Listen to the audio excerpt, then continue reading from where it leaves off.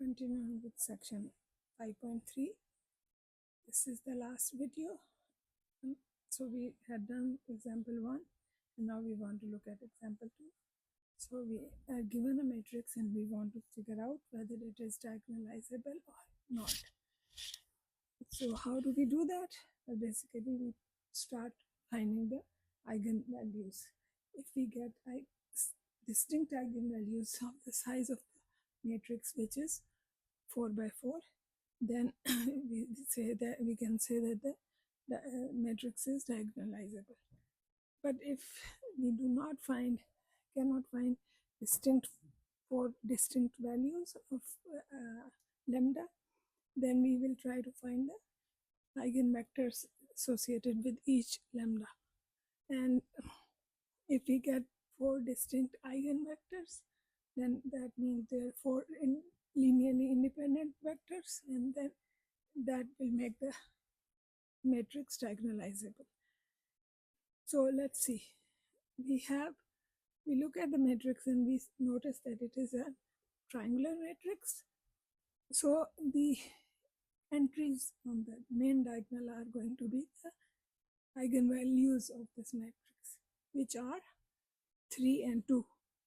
And both 3 and 2 are appearing twice on the diagonal.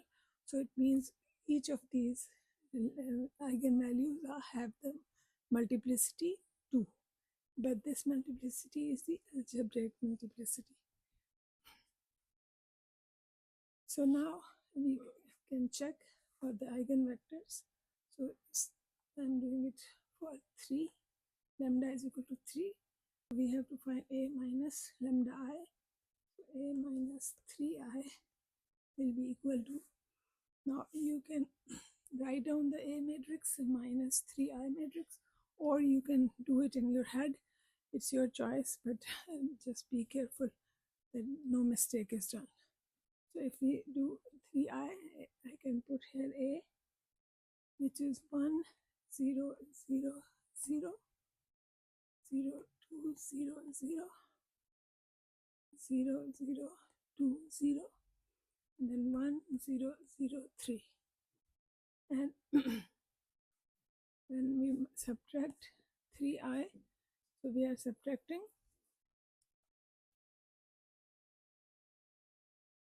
3, 0, 0, 0, 3, 0, 0, 0, 3. So this gives us the matrix. Oh, sorry, this should be a 4 by 4 matrix, not a 3 by 3. So we have to have extra row and extra column here. So 3, 0, 0, 0, 0, 3, 0, 0, 0, 0, 3, 0, and then 0, 0, 0, 3.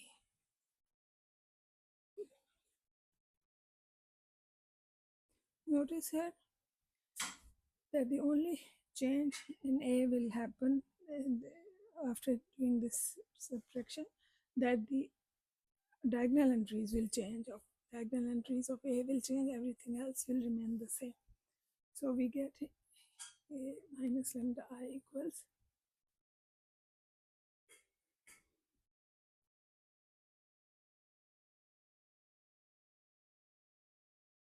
this was 3. So 3 minus 3, which is 0, and then 0, 0, 0. Then we have second row. First element is 0, and the second element is 2 minus 3, which is negative 1, 0, 0. Third row, again 2 minus 1, 3 is negative 1, so you get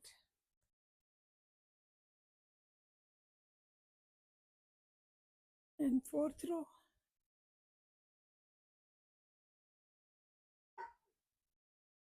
so what happened to the first entry?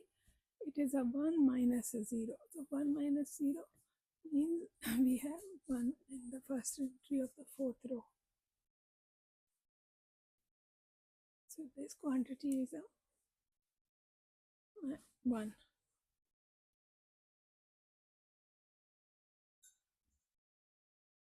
Then we have 0, 0, and then 3 minus 3 is 0. Now we can carry on from here, or we can rewrite this matrix and augment the 0 vector with it.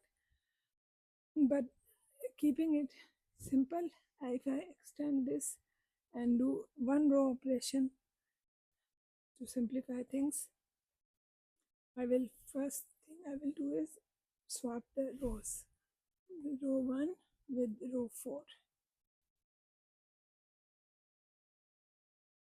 So we end up getting, and meanwhile I can multiply row 2 and row 3 by negative 1. It's not really needed, but if you want to, we get 0, 1, 0, 0,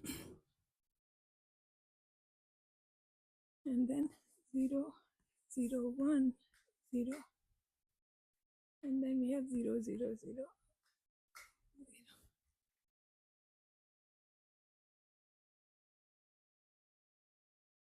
So now we can say that lambda 1 is 0,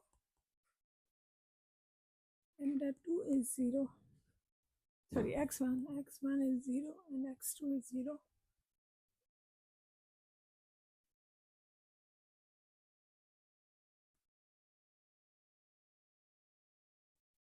X3 is 0. What about x4? Well, x4 is, we can call it t, or can call it x4 is equal to x4, because x4 is the free variable. So when I write my x now, the vector, eigenvector, looks like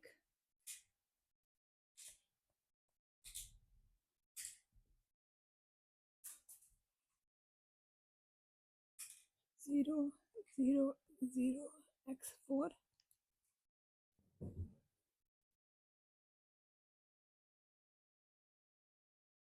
Now pulling out the x4, we are left with 0, 0, 0, 1.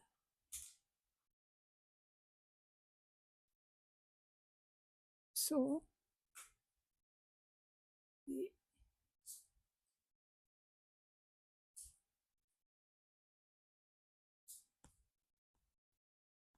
eigenvector of A associated with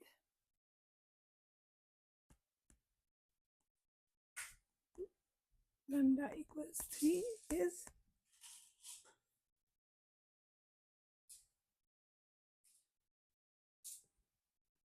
0, 0, 0, 1. So we are getting only one eigenvector in this case. Notice here what this means is that the geometric multiplicity of, so this gives us that the geometric multiplicity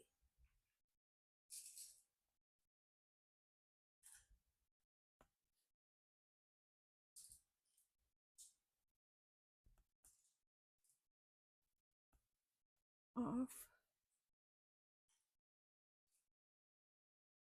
lambda equal to 3 is 1. Okay. Now we do the same process with the other eigenvalue, which is 2. So when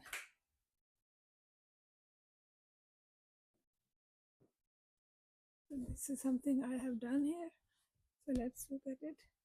So a minus 2i will be equal to,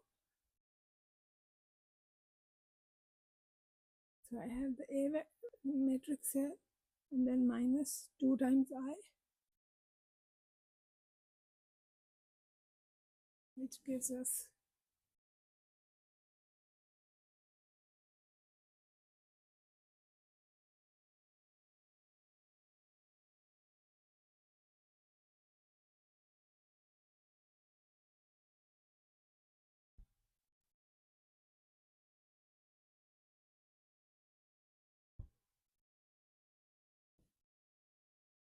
So this is a minus here.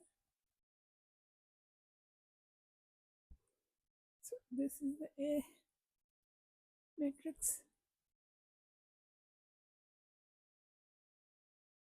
and then minus 2i. So it gives us this matrix. And now you can see that there are two free variables, which are those x2 and x3. Why? Because there is a pivot in the first column and then there is a pivot in the last column. So we have x1 is equal to 0, x2 is equal to, you can say s, x3 you can call it t, and the last row gives us the equation x1 plus x4 equals 0, which gives us x4 equals negative x1, which is 0. So now when I write my vector x, I have 0, which is x1, x2 is s, x3 is t, and x4 is 0. So splitting it, we are getting two eigenvectors. So the eigenvector related to or associated with lambda is equal to 2, we have two eigenvectors. So in this case, the geometric multiplicity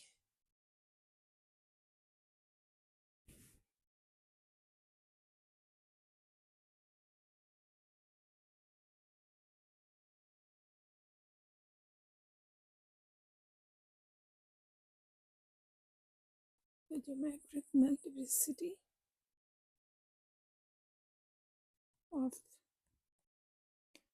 2 lambda is equal to 2 is 2. So remember, the geometric multiplicity can be less than or equal to the algebraic multiplicity. It cannot not be more than that. Now, what did we observe? We saw that the first eigenspace has only one basis vector or one eigenvector, and the eigenspace 2 has two eigenvectors.